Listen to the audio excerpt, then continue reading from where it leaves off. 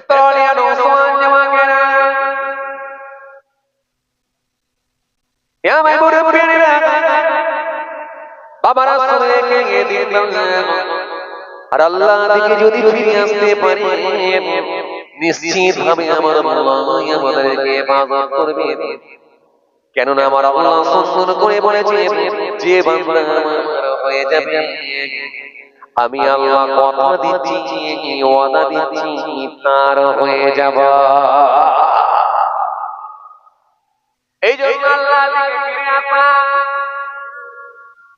জীবনে অনেক গুনাহ আছে, জীবনে অনেক নামাজ কাজা আছে, জীবনে অনেক রোজা কাজা আছে, জীবনে অনেক মিথ্যা আছে, আমানতের খেয়ানত আছে, গরিবের মাল আত্মসাৎ করে নেওয়া হয়েছে সেই খাতাতেও নাম আছে। বান্দার হক যদি নষ্ট হয়ে থাকে বান্দার কাছে মাফ চেয়ে নেওয়া আর আল্লাহর কাছে তওবা করে ফিরে আসা। কেননা আমার আল্লাহ কথা দিয়েছে, ওয়াদা দিয়েছে, তওবাকারীকে আমি আল্লাহ বড় পছন্দ করি। ইন্নাল্লাহা ইউহিব্বুত তাওয়াবিন ওয়া ইউহিব্বুল মুতাতাহহিরিন। আমি আল্লাহ তওবাকারীদেরকে ভালোবাসি, তওবাকারীদেরকে আমি আল্লাহ পছন্দ করি। নিশ্চয় আমি আল্লাহ তওবাকারীদেরকে ভালোবাসি আর পবিত্রতা অর্জনকারীদেরকে আমি আল্লাহ পছন্দ করি। এজন্য কোরআন শরীফের মধ্যে আল্লাহ সুন্দর করে বললেন বালা মান আওফা বিআহদিহি ওয়া তাকা ফাইন্নাল্লাহা ইউহিব্বুল মুত্তাকিন। আল্লাহ বলেন পৃথিবীর জমিনে যারা পাওনাদারের মাল বুঝিয়ে দিয়েছে আর পৃথিবীর জমিনে যারা ওয়াদা পূরণ করেছে আর আমি আল্লাহর কাছে তাকওয়া করেছে, ফিরে এসেছে, তওবা করেছে, মাফ চেয়েছে, আমি আল্লাহ বলি ওই মুত্তাকি ব্যক্তিগুলোকে আমি আল্লাহ বড় পছন্দ করি। এই জন্য কিতাবের মধ্যে পাওয়া যায়। আজকে বিকালে আমি কিতাব পড়ছিলাম, নাজহাতুল মাজালিস কিতাবের মধ্যে পাওয়া যায়। আজ বিকালে আমি পড়ছিলাম কিতাবের মধ্যে পাওয়া যায় যদি কোনো ব্যক্তি মৃত্যুর 1 বছর আগে তওবা করে আমার আল্লাহ তার তওবা কবুল করে নেবে।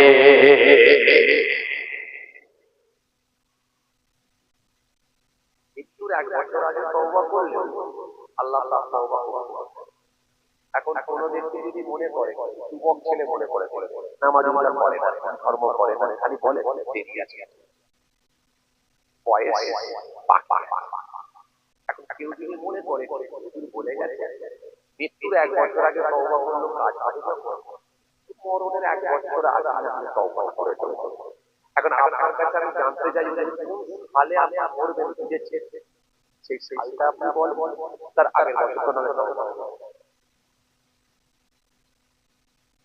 এতগুলো মানুষ এখানে আছে, কোন সাল বলতে পারবে যে আমি এই সালটা করব, তাই মাসটা করব, এই মাস জানুয়ারি ডিসেম্বর মাস কিছু একটা মাস কিছু একটা সাল আপনি সারা পৃথিবীতে কোটি কোটি মানুষ চলে গেল, কোটি কোটি মানুষ আছে, কোটি কোটি মানুষ এখনো আছে, কম বেশি প্রায় সারা পৃথিবীতে 8 কোটি মানুষের বসবাস।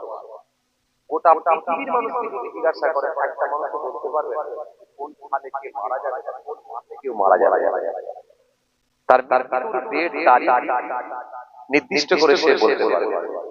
কারণ এটা বলার ক্ষমতা আল্লাহ কাউকে দেয়। এই কোরআন আপনাকে সুন্দর করে বলেছে আইনামা তাকুনু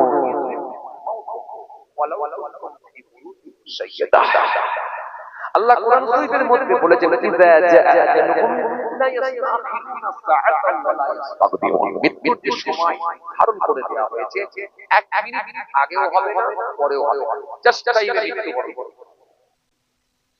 আরে আপনি আমি তো দূরের কথা, নবী রাসূলদেরকেও আল্লাহ জানতে দেয়। একমাত্র স্বয়ং একমাত্র আমার আপনার নবী আখিরি নবী হাবিবুল্লাহ নবী মুস্তাফা সাল্লাল্লাহু আলাইহি ওয়াসাল্লাম জিবরাইল পাঠিয়ে জিজ্ঞাসা করেন, হযরত জিবরাইল, যাও আমার হাবিব আমার কাছে কি আসতে ইচ্ছুক? যদি আসতে চান তাহলে তিনার জান বের করা হবে, রূহ বের করা হবে। যদি আসতে না চান আমি হায়াত দিয়ে দেব। জোরে বলতে পারেন না? এটা একমাত্র আমার আপনার নবী হাবিবুল্লাহর জন্যই আল্লাহ এই ফেরেশতাকে দিয়েছিল। এছাড়া গোটা পৃথিবীর কোন মানুষের কথা কোন নবী রাসূলকেও এই ফেরেশতাকে আল্লাহ দেন। কথা কি বুঝতে পারছেন?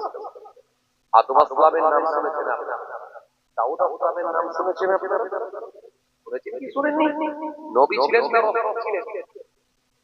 নবী রাসূল নবী রাসূল ছিলেন। নবী আর রাসূলের মধ্যে তফাৎ আছে। কি তফাৎ? যার উপরে আসমানি কিতাব অবতীর্ণ হয়েছে। আসমানি কিতাব যার উপরে অবতীর্ণ হয়েছে তিনি হচ্ছেন রাসূল। মনে থাকবে? তিনি রাসূল, তিনি অবশ্যই নবী। কিন্তু যিনি নবী তিনি রাসূল নাও হতে পারেন। আদম আসমানের উপরে কোন কিতাব অবতীর্ণ হয়েছে? দাউদ আসমানের উপরে কোন কিতাব অবতীর্ণ হয়েছে? দাউদ আসমানের উপরে কোন কিতাব? জবুর কিতাব। দাউদ আসমানের উপরে জবুর কিতাব অবতীর্ণ হয়েছে। এই দাউদ আসমানের উপরে যখন জবুর কিতাব অবতীর্ণ হয়েছিল, তাহলে কিতাব যখন এসেছে তার মানে তিনি কথা বলেন না। তার মানে তিনি রাসূল। যিনি রাসূল তিনি অবশ্যই কথা বলেন না। তিনি রাসূল তিনি অবশ্যই নবী। কিন্তু যিনি নবী তিনি রাসূল নাও হতে পারেন। যার উপর আসমানি কিতাব আছে তিনি নবী, রাসূল নাও হতে পারে। কিন্তু যিনি রাসূল তিনি অবশ্যই নবী। হযরত দাউদ আসমানের উপরে কিতাব এসেছিল। এই কিতাব আমরা জানি আসমানি কিতাব, জবুর কিতাব এসেছিল। সেই দাউদ আসমানকে আল্লাহ কত পাওয়ারফুল নবী করেছিলেন। লোহায় হাত দিলে সঙ্গে সঙ্গে লোহা নরম হতো কি হতো না? লোহা ধরে টান দিলে লম্বা হতো। হাতে করে নিয়ে এরকম করে ঘোরালেই লোহা চ্যাপটা হতো, পাতলা হতো। পৃথিবীর জমিনে কামার যন্ত্র অস্ত্র বানায় কি দিয়ে? আগুনে পুড়িয়ে পিটিয়ে ঠুকে মেরে যন্ত্র অস্ত্র বানায়। দাউদ নবী নিজে হাতে করে বানাতে পারতেন, এত বড় পাওয়ারফুল নবী ছিলেন। সেই দাউদ নবী আল্লাহ আরেকটা বিরাট অলৌকিক ক্ষমতা দিয়েছিলেন। কি? হযরত দাউদ নবীর গলা কণ্ঠটা আল্লাহ তো মধুর করে দিয়েছিলেন। হযরত দাউদ নবীর কণ্ঠ আল্লাহ এত মিষ্টি দিয়েছিলেন। হযরত দাউদ নবী যখন তেলাওয়াত করতেন উড়ন্ত পাখিগুলো চলে আসতো। শুধু উড়ন্ত পাখি নয়, দরিয়ার মাছগুলো কিনারায় চলে আসতো হুজুরের তেলাওয়াত শোনার জন্য। হযরত দাউদ নবী যখন জবর সুরে তেলাওয়াত করতেন দরিয়ার মাছগুলো চলে আসতো হুজুরের তেলাওয়াত শোনার জন্য। সেই সময় একদল মানুষ ওই সময় ওই সুযোগকে কাজে লাগিয়ে তারা মাছ ধরে নিতে শুরু করলো। আল্লাহ রাব্বুল আলামিন জানতে পেরে গেলেন, সঙ্গে সঙ্গে হযরত দাউদ নবীকে জানালেন, কেন আমার আল্লাহ সবই জানেন। ইন্নাল্লাহা কানা সামিয়াম বাসীরা, নিশ্চয়ই আমার আল্লাহ সমস্ত কিছু শোনেন, আমার আল্লাহ সমস্ত কিছুই দেখেন। ইন্নাল্লাহা আলা কুল্লি শাইইন কাদির, আমার আল্লাহ হলেন সর্বক্ষমতাবান, আমার আল্লাহ হলেন সর্বশক্তিমান। আমার আল্লাহ সঙ্গে সঙ্গে দাউদ নবীকে ডাকলেন। হযরত দাউদ নবীকে ডাকলেন, ও নবী দাউদ, ও আমার নবী দাউদ, তুমি যখন জবর সুরে তেলাওয়াত করবে ওই সময় একদল মানুষ তোমার তেলাওয়াত শুনতে আসে। ও হযরত নবী দাউদ, তুমি ওই মানুষগুলোকে জানিয়ে দাও তোমার কওমের মানুষগুলোকে মাছগুলোকে ধরে নেয়। আমি আল্লাহ মাছ খেতে বারণ করি না, আমি আল্লাহ মাছ খেতে মানা করি না, ওরা মাছ খায়। কিন্তু তোমার তেলাওয়াত যখন শুনতে আসে ওই সময়টা যেন মাছগুলো না ধরে, অন্য সময় ধরো খেতে আমার কোনো আপত্তি নাই। হযরত দাউদ নবী সেই সময় বললেন, হে আমার কওমের মানুষেরা, হে আমার এলাকার মানুষেরা, হে আমার কওমের মানুষেরা, আমি যখন জবরদস্তি তেলাওয়াত করব, আমার তেলাওয়াত শোনার জন্য দুনিয়ার মাছ চলে আসে। ওই সময় তোমরা মাছগুলোকে ধরবে না, তোমরা অন্য সময় মাছ ধরো, আপত্তি নাই। কেন ওই মাছগুলো আমার তেলাওয়াত শোনার জন্য আসে, আল্লাহর কালাম শোনার জন্য আসে, তাওরাত শরীফ শোনার জন্য, জবর শরীফ শোনার জন্য আসে।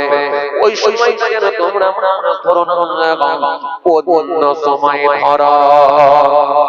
বদমাইশ লোকেরা সব জমানা দিয়েছিলাম। কিছু মানুষ বলল, হুজুর বেয়াদবি নেবেন না, আপনি যখন জবর শরীফ তেলাওয়াত করবেন ওই সময়তে আমরা মাছ ধরব না, অন্য সময় ধরব। ওরা ওই নদীর ধারে গিয়ে বড় গর্ত করে দিয়ে বড় নালা কেটে দিল। দরিয়ার মাছগুলো ওই নালাতে এসে লাফাতে লাফাতে লাফাতে লাফাতে গর্তে জমা হয়ে গেল। মাছ মরা আল্লাহ খাওয়া হালাল করেছেন। পরদিনে তারা মাছগুলোকে তুলে নিয়ে গেল, খেতে লাগলো, বিক্রি করতে লাগলো। আমার আল্লাহ নারাজ হয়ে গেলেন, আমার আল্লাহ অসন্তুষ্ট হয়ে গেলেন।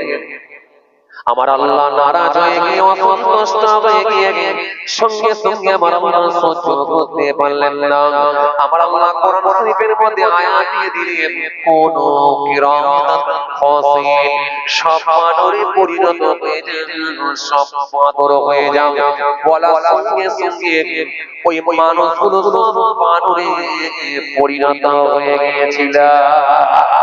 এই জন্য আমার আল্লাহ ছাড়ে না, ধরে না, কিন্তু আমার আল্লাহ ধরবে কিন্তু ছাড়ে না।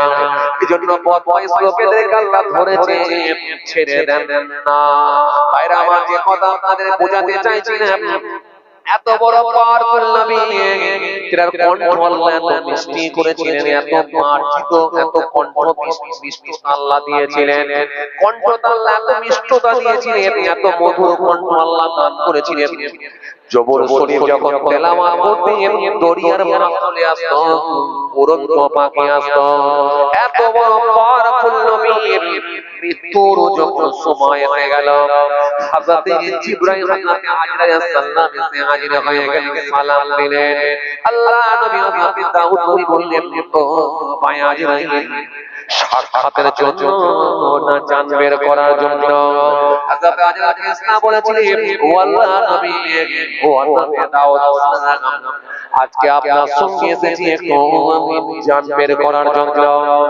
হযরত আজরাইল ফেরেশতার কথা শুনে হযরত দাউদ সালাম বলেছিলেন, ও ভাই আজরাইল, আমাকে একটু সময় দাও, আমাকে একটু টাইম দাও।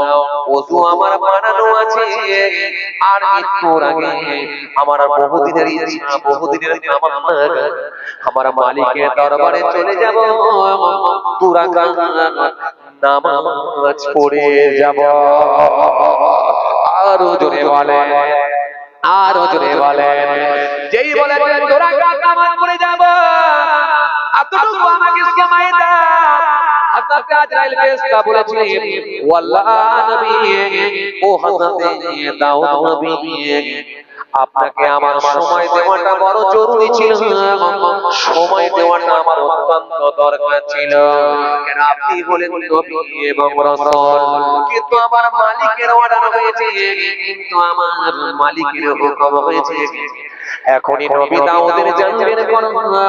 এখন যদি আমি আজরাইল আমার তরফ থেকে আপনাকে সময় দিয়ে দিয়ে না জানি আমি আমার আল্লাহর কাছে গ্রেফতার হব, ধরা খেয়ে যাব। ও আল্লাহ, আজরাইল ফেরেশতা, ও আল্লাহ, দাউদ নবী, আর আপনাকে নামাজ পড়তে হবে না। নামাজ পড়ার আশা আকাঙ্ক্ষা নিয়ে চলুন জান্নাতে, আল্লাহর জান্নাতে আপনি চলে চলো। নামাজ পড়ার আশা আকাঙ্ক্ষা নিয়ে হযরত দাউদ নবীকে চলে যেতে হলো, দুই রাকাত নামাজ পড়ার টাইম দেওয়া হলো না।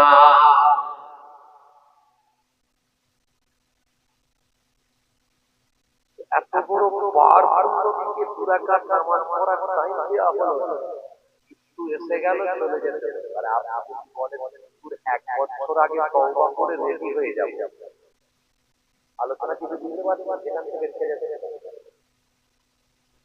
হুজুরের মুখে শুনেছি 1 বছর আগে তওবা করলেন আল্লাহ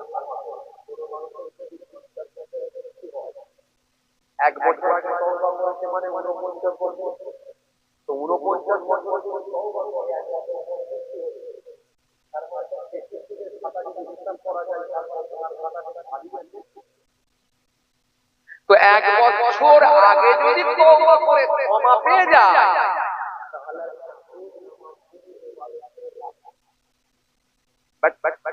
গোলমালটা ওখানে, সমস্যাটা ওখানে।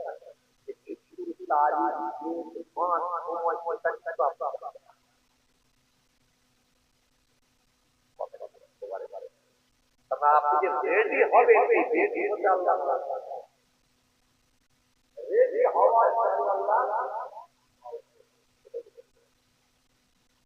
যদি আপনি জেনে যেতেন 2023 সালে আমি মারা যাবো, ইন্তেকাল হব, হাতে এখনো মোটামুটি বছর 4 কাছে রেডি হয়ে যেতে পারে, কিন্তু রেডি হওয়ার সময় আল্লাহ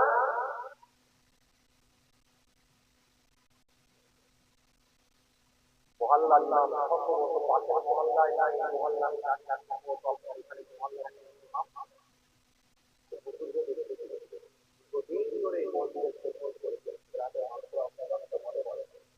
হঠাৎ পাশের আমাকে কয়েকবার ভাই হুজুর একটু দোয়া ভালো মানুষ ছিল হুজুর, পাড়ায় আমার কোনো ছেলে মেয়ে এমন কেউ নাই, আমার কোনো মা বাবা বেটি নাই, তুই মহল্লা ইমাম সাহেবের জন্য কান্না করে 40 বছর হঠাৎ ধার্মিক লোক, আল্লাহওয়ালা লোক, ইমানদার লোক, ধার্মিক লোক, জামাতের সঙ্গে নামাজ পড়ার সময় তিনি পড়াতেন, আল্লাহ তাকে